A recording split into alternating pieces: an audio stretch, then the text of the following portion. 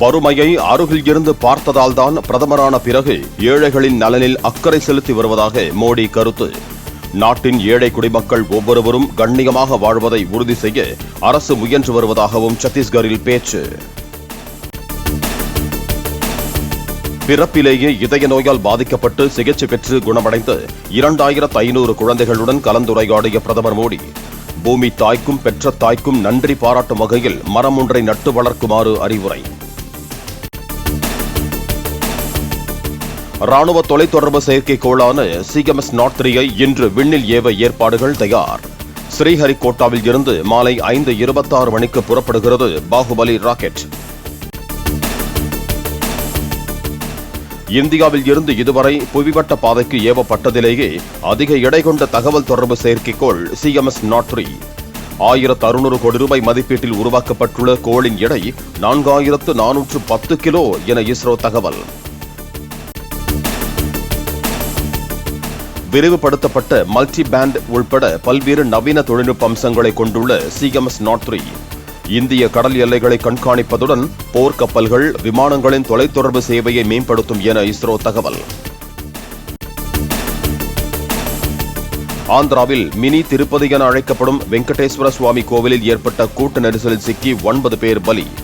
மூச்சுவிட முடியாமல் மயங்கி விழுந்த பலர் மருத்துவமனைகளில் அனுமதி.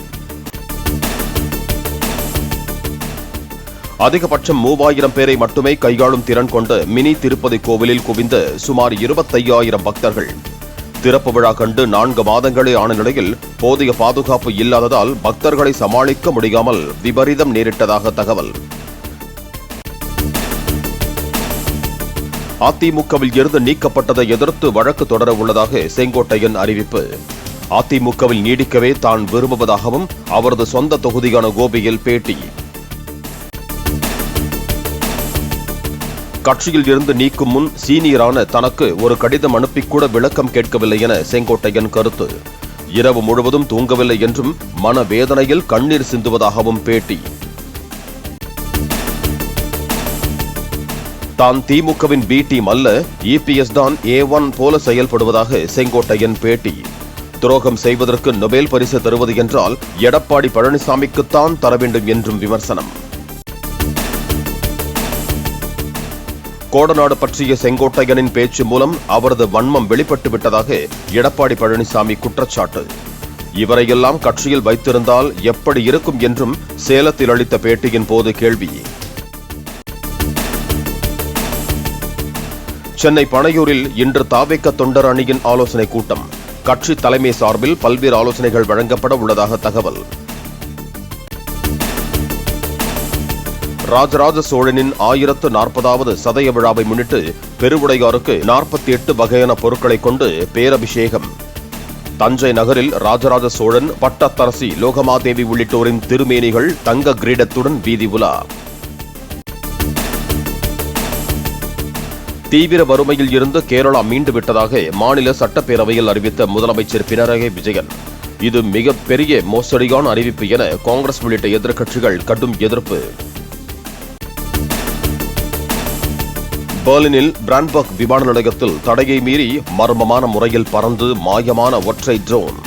சுமார் 2 மணி நேரம் தடைபட்ட விமான போக்குவரத்து சேவைகள். மத்திய கிழக்கு வங்கக்கடலில் இன்று காற்றழுத்த தாழ்வு பகுதி உருவாக வாய்ப்பு.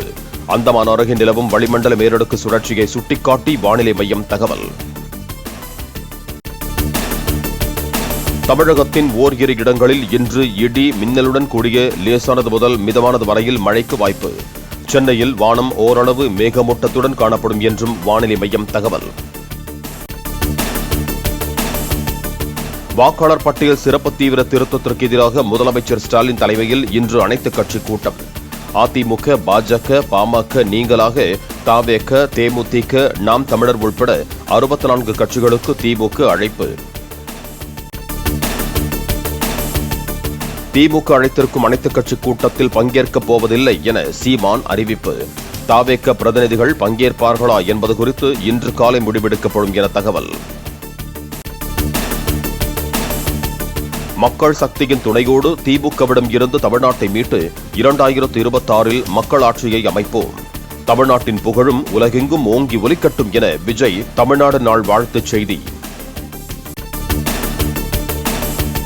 நாமக்கல் மாவட்டம் பல்லக்கபாளையம் எக்ஸல் கல்லூரியில் 100க்கும் மேற்பட்ட மாணவர்களுக்கு வாந்தி மயக்கம் ஏற்பட்ட விவகாரம்.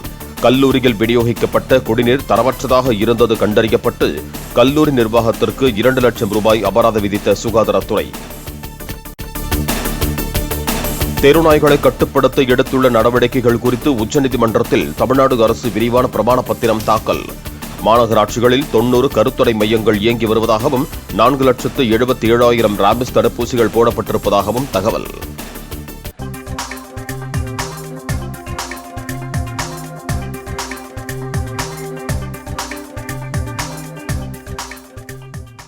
பிளே ஸ்டோர் மற்றும் ஆப் ஸ்டோரில் இருந்து பாலிமர் செயலியை QR கோடு மூலம் பதிவிறக்கம் செய்யுங்கள். செய்திகளை உடனுக்குடன் பெறுங்கள்.